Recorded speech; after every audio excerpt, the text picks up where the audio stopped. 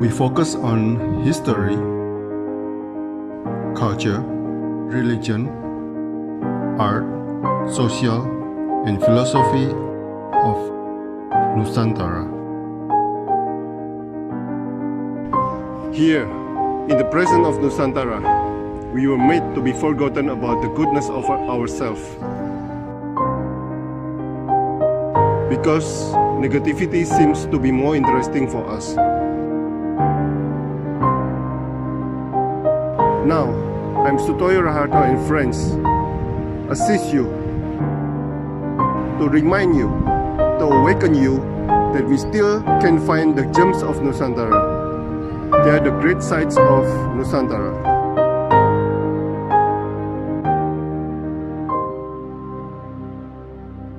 Oke, selamat sore Mas Bagas Arga Santosa, Direktur Program Sanggar Kinanti.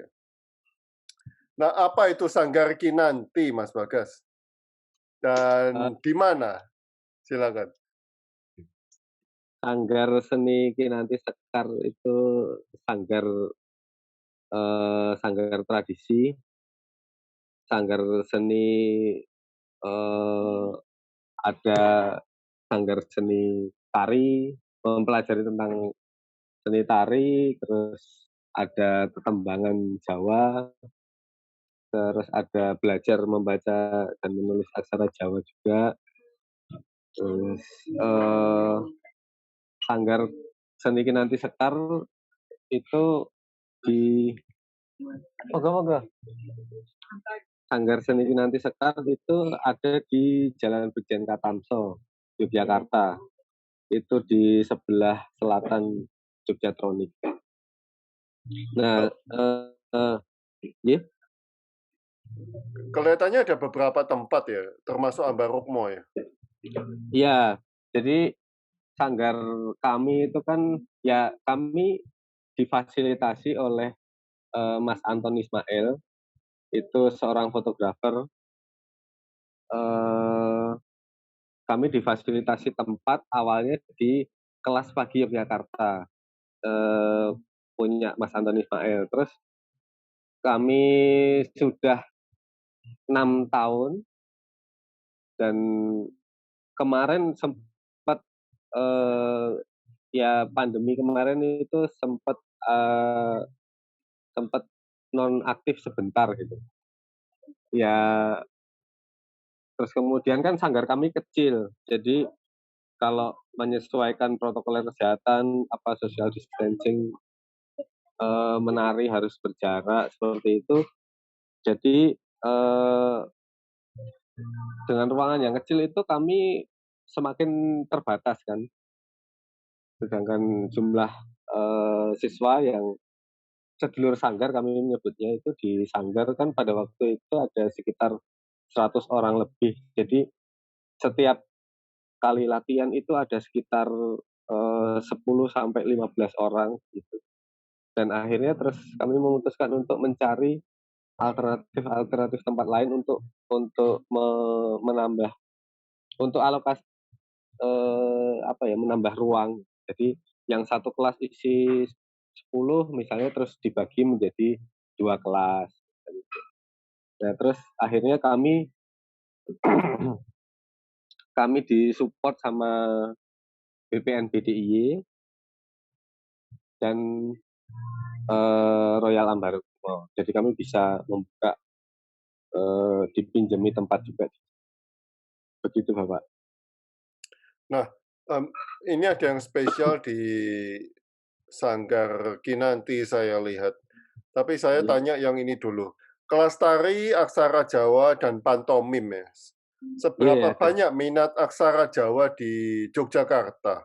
Dan siapa saja yang mengikuti, Mas Bagas? Silakan. Ya, di sanggar kami rata-rata sekitar, kalau yang untuk kelas aksara Jawa itu sekitar 7 sampai 10 orang gitu, Pak. Nah, tapi juga setelah pandemi ini itu malah yang dari teman-teman yang ber-KTP Jogja itu agak berkurang agak berkurang, terus tapi malah, ada beberapa dari teman-teman dari luar negeri yang sedang di Jogja dan tidak bisa pulang ke negaranya, seperti itu. Terus, eee, juga teman-teman dari luar daerah yang memang tinggal di Jogja dan tertarik mempelajari aksara Jawa, terus kemudian bergabung di Sanggar Seniman. Nah, Mas Bagas, yang orang lokal, saya ngomong yang orang Iya, Indonesia, itu umur berapa biasanya yang belajar aksara Jawa? ya biasanya malah malah usia 35 ke atas. Jadi yang sudah selesai kuliah, tapi ada juga beberapa yang masih kuliah, tapi rata-rata 35 tahun. Nah, mmm, yang pengajarnya siapa, Mas Bagas? Pengajarnya itu ada Mas Tio dan Mas Paksi. Beliau berdua lulusan, sastra Jawa dari Universitas Gadjah Mada di Jakarta. Dan itu berbayar ya? Eee, Kalau yang khusus aksara Jawa itu, apa ya, jadi sukarela begitu, Pak. Karena kami juga mendapat support dari teman-teman Jawacana, itu sebuah komunitas yang memang, apa ya, memang konsentrasi di, sastra Jawa seperti itu. Terus jadi kami sering kolaborasi dengan Jawacana. Nah, Mas Mas Tio dan Mas Paksi ini, dari Jawacana juga. Jadi untuk berbayar sih itu sukarela, seperti, ngisi kas saja begitu, Bapak. Nah, kelas aksara Jawa ini sudah berapa tahun, Mas Bagas? Kalau kelas aksara Jawanya sih sudah sekitar, berjalan sudah sekitar 4 tahun ya. Jadi ada kelas aksara Jawa itu dulu di Sanggar udah masuk tahun tahun ketiga menuju tahun kedua, itu baru kita menambah kelas aksara Jawa. Nah, Mas, dari tahun pertama, dari hari pertama sampai sekarang itu, kelas Iya. aksara Jawa itu apakah ada yang siswanya tetap atau berganti terus setiap saat atau bagaimana? Oh ya berganti Bapak. Jadi, apa ya, kayak kita menggunakan sistem catur wulan kan belajarnya itu. Jadi nanti catur wulan, terus ada ujian, nanti naik kelas, terus, setelah ada beberapa naik kelas, terus kemudian sudah lulus begitu. Jadi selama 4 tahun ini ya siswanya sudah berganti-ganti dan tapi dalam satu kelas tuh ya rata-rata dulu sih sempat ada yang sampai 15 orang dalam satu kelas di tahun keberapa ya dulu, di awal-awal gitu. Berarti tidak ada yang dari hari pertama sampai tahun keempat ini nggak ada yang lanjut ya, Mas, Oh ya? mboten, nggih. Oh, gitu. Sudah kalau sudah selesai ya sudah lulus begitu, Bapak. Oh, nah itu lulusnya berapa berapa bulan berarti? Berapa catur wulan? Sekitar tiga catur wulan, Bapak. Oh, oke. Berarti 1 tahun ya? Kalau udah Iya, 1 tahun bisa apa biasanya di aksara Jawa itu? ya, bisa membaca dan menulis dengan lancar, dengan, eee, sudah bisa menulis surat atau artikel dengan aksara Jawa seperti itu. Surat cinta gitu bisa berarti ya? Nggih. Tapi pasangannya juga harus ngambil aksara Jawa. Oke, Mas. Nah, yang saya tertarik lagi adalah pantomim, Mas. Ini menjadi kelas spesial untuk Anda. untuk Nggih. di Sanggar Kinanti ini. Apa yang diajarkan sebenarnya di kelas pantomim itu? Silakan. Eee, di kelas pantomim ya mempelajari tentang sementara ini masih dasar-dasar pantomim. Jadi kebetulan kan, bapaknya Mbak Sekar, yang pendiri sanggar, bapaknya Mbak Sekar itu kebetulan kan seniman pantomim yang sudah senior begitu di Jogja dan ya di Indonesia. Terus kemudian, eee, sebenarnya kelas pantomim ini dulu sempet sempet ada dari awal sanggar, tapi terus kemudian, peminatnya ada di satu momen itu tidak ada yang mendaftar, seperti itu. Terus, setelah berjalan kami tetap membuka, ya sampai akhirnya terus kemudian kita bekerja sama dengan Rumah Pantomim Yogyakarta.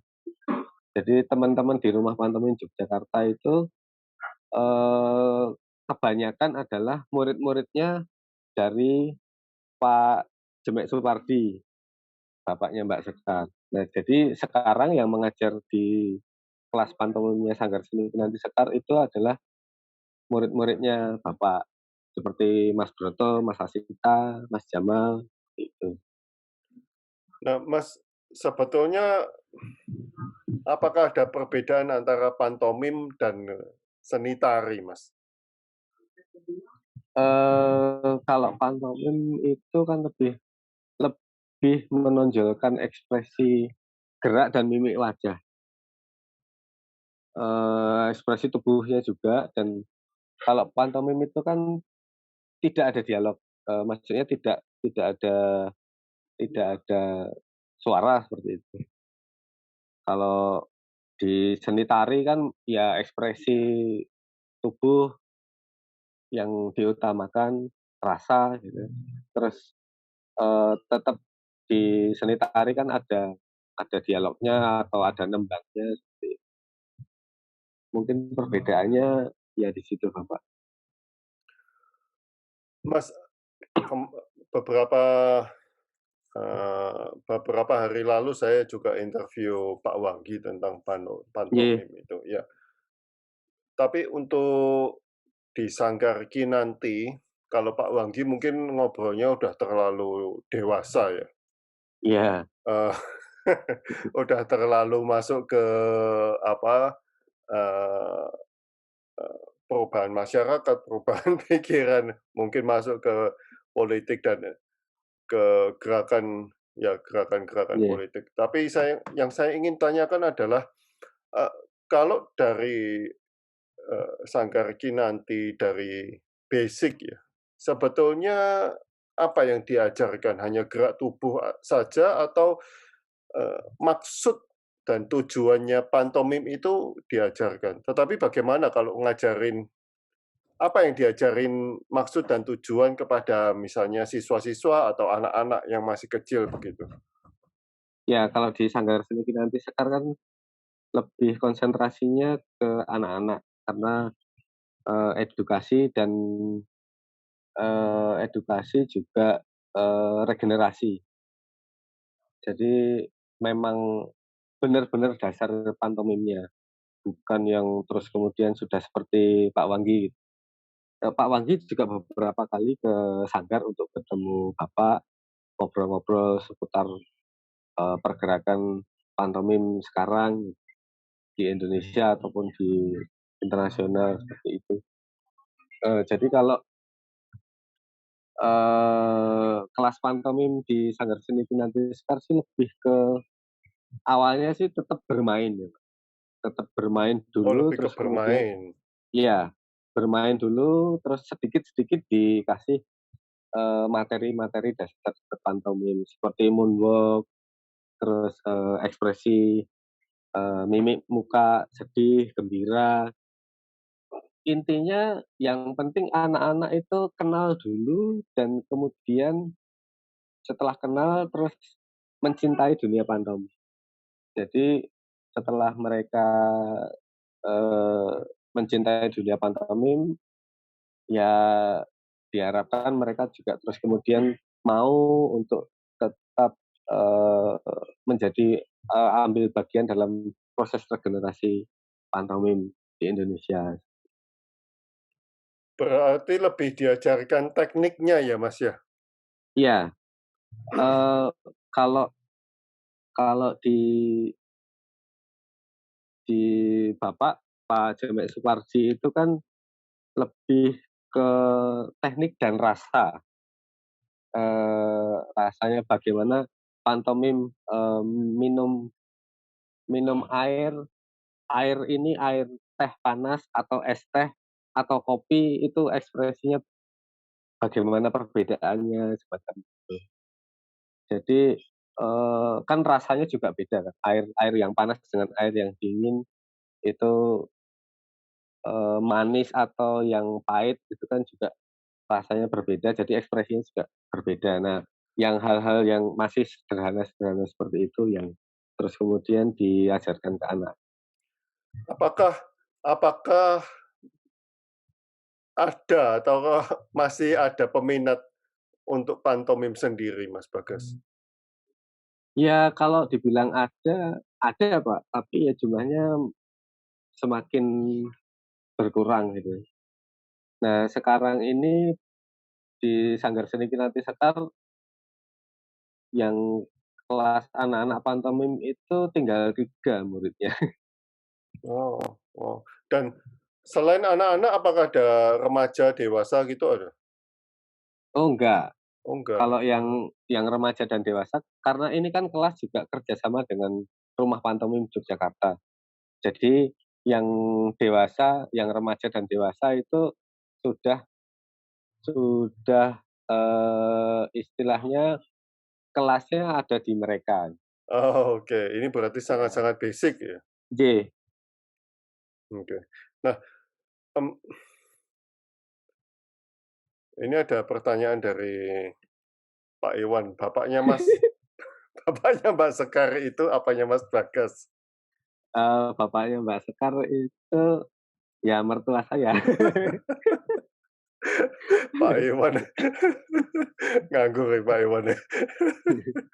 Nah, oke, Sanggar Kinanti cukup aktif dalam berkegiatan. Apa saja kegiatannya? Oh, oke, sorry. Sanggar Kinanti cukup aktif dalam berkegiatan.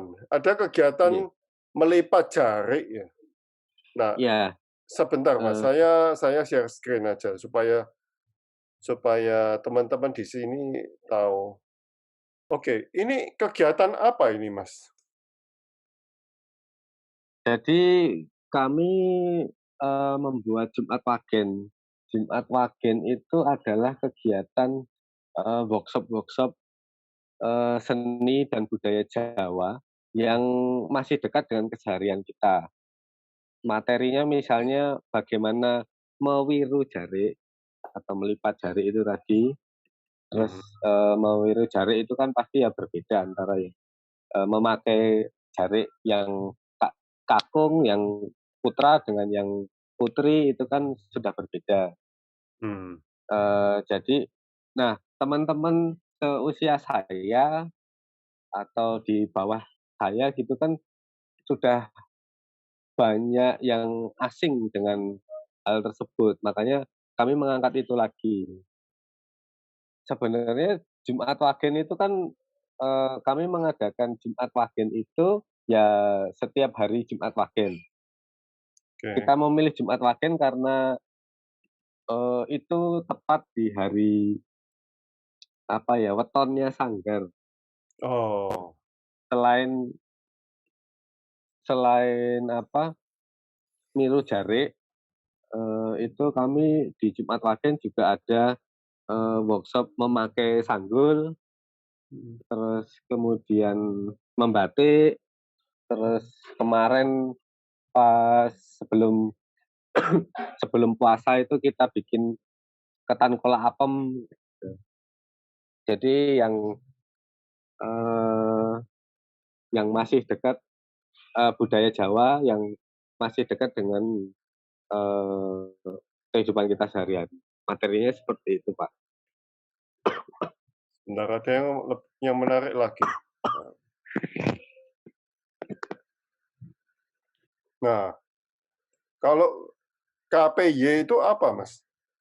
KPY itu kelas pagi Yogyakarta. Nah, Jadi itu ya. komunitas fotografi, komunitas belajar fotografi.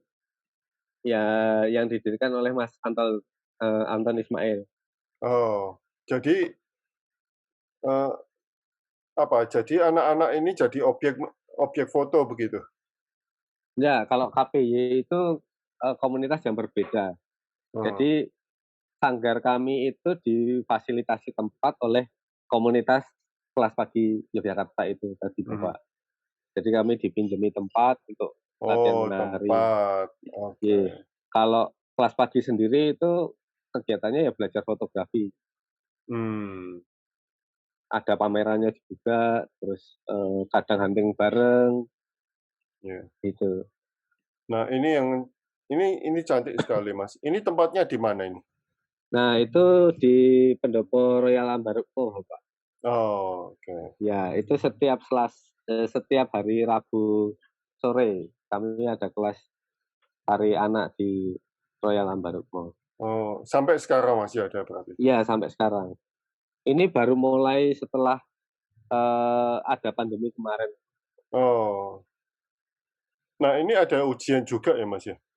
Ye, kami setiap 4 bulan sekali kan ada ujian kenaikan kelas seperti itu. Oh, ada kenaikan kelas. Iya. Nah, kalau ini kelas privat ini bagaimana? Kelas privat itu biasanya ya eh, kelas-kelas tambahan. Jadi ketika eh, kelas privat ini dulu memang sudah ada sebelum pandemi, tapi intensitasnya itu sangat jarang. Hmm. Kalau dulu kan kelas privat itu mungkin untuk Boleh. pendalaman materi, ya, atau kalau misalnya ada mahasiswi mau mau meneruskan kuliah di luar negeri atau ada beasiswa ke luar negeri, terus dia belajar menari untuk bisa dibawa ke sana. Nah, kalau dulu sih semacam itu. Nah, kalau setelah pandemi ini itu lebih ke ada beberapa teman-teman yang masih tetap pengen belajar menari, tapi ya menghindari kerumunan gitu. Jadi mereka mengambil kelas-kelas privat seperti itu. Oke, oke.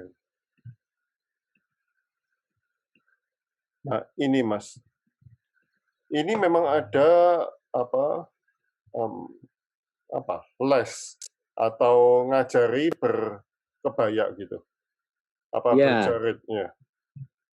eh, ini sih apa proses menuju ujian.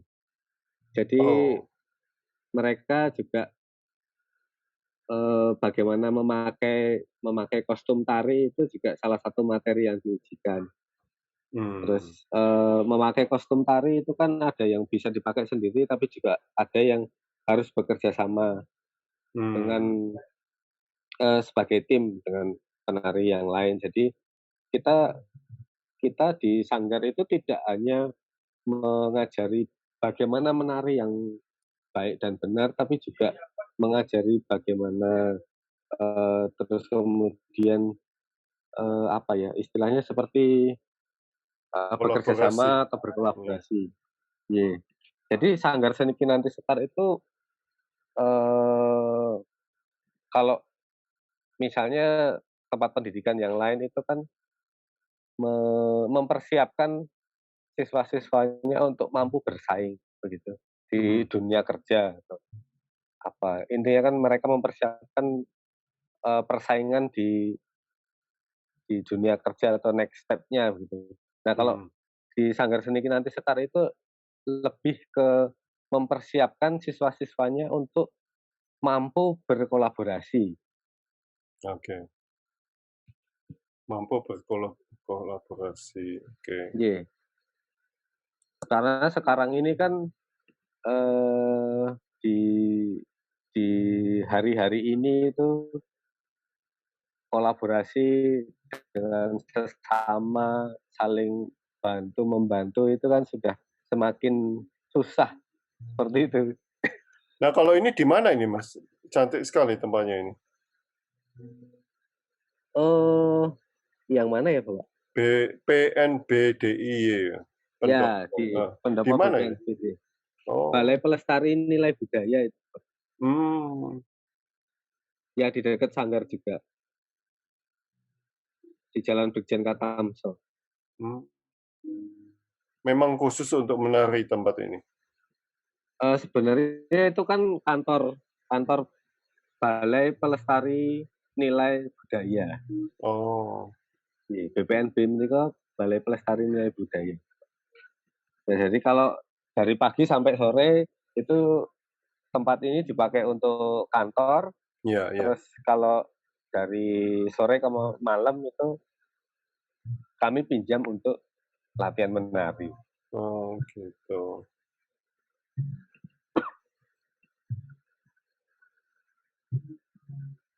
Mungkin ke satu lagi, Mas ya. Ah, ini pantomim ya, kelas pantomim. Iya.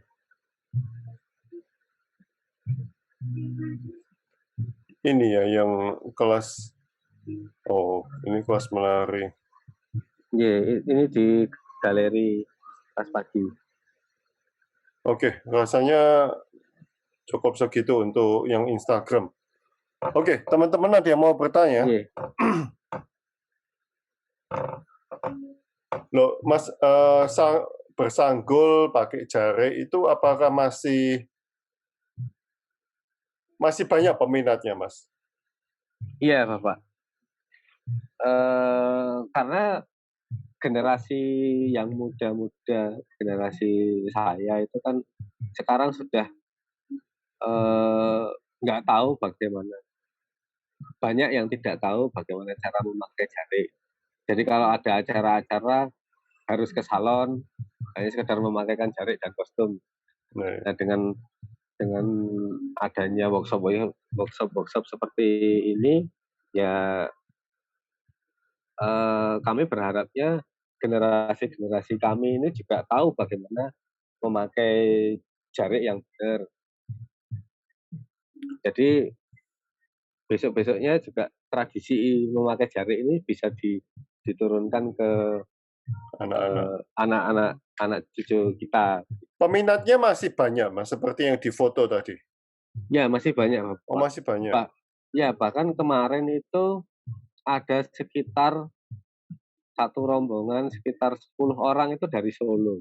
Oh, tapi kan beda anunya. Beda nggak? Cara jariannya Solo sama Jogja beda? Iya, beda tapi kan hampir sama. Iya, iya.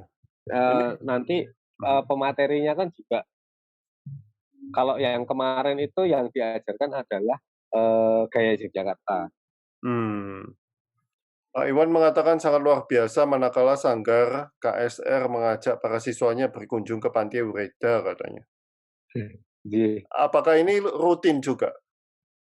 ya kalau itu sih sebagai ungkapan rasa syukur biasanya kami lakukan itu ketika Sanggar ulang tahun.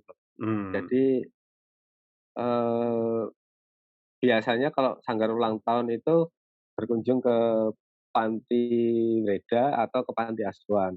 Kalau ke Panti Weda itu kami bikin acara namanya berkunjung ke rumah nenek. Jadi kami bareng-bareng, sebelum pandemi dulu kami bareng-bareng ke Panti Weda, terus ya kami datang terus mendengarkan beliau-beliau itu cerita curhat tentang masa lalunya, terus kami menari di sana, kami nembang di sana. Nah ternyata istilahnya kami datang itu untuk apa ya? Untuk berbagi cerita, mendengar kami cerita tentang kegiatan kami, dan kami juga banyak mendengarkan cerita-cerita pengalaman hidup dari beliau-beliau yang ada di sana. Jadi ya efeknya luar biasa, Bapak. Jadi ada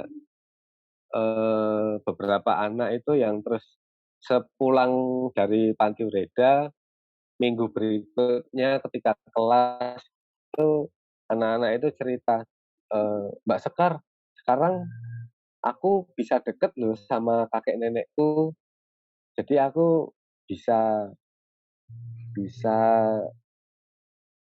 bisa menyediakan waktuku untuk mendengarkan mereka cerita." Itu seneng loh Mbak Sekar ternyata. Nah itu kan ya pengalaman pengalaman yang luar biasa bagi kami juga Ya, mendengar ya. anak-anak itu bisa cerita, memberikan feedback ke kami itu ya senang, bahagia gitu, Mbak. Katanya Bu Jani keren keren Mas Bagas, sanggar dan kegiatannya, bravo. Kapan-kapan mau mampir katanya. Nggih, monggo Ibu, matur sembah nuwun. Kapan-kapan kita itu juga Mas Bagas ikutan yuk lagi di Sakyadita nih yang next ya, tapi nggak tahu kapan nih. Rencananya sih katanya di Jepang. Iya, Ibu. Ya. Siap. Oke. Terima kasih Mas Bagas atas waktunya, atas Nggih, sharing-nya. Ya, nggih Bapak. tentang sanggar dan kegiatan seni di sana. Sami-sami matur sembah nuwun sudah Kita diajak harus ketemu di ngobrol-ngobrol. Jogja dengan Mbak Amin, Sekar ini. amin. Nggih, kami tunggu Ya. Bapak. Oke, ya. Ibu, kami Salam tunggu. buat Mbak Sekar ya Mas Bagas. Nggih, matur nuwun. Ya, makasih. Terima kasih Mas Bagas. Jaga Terima Nggih, kasih. kesehatan Pak semuanya. Iwan, matur Oke, nuwun. makasih. Nggih, bareng-bareng. Tunggu.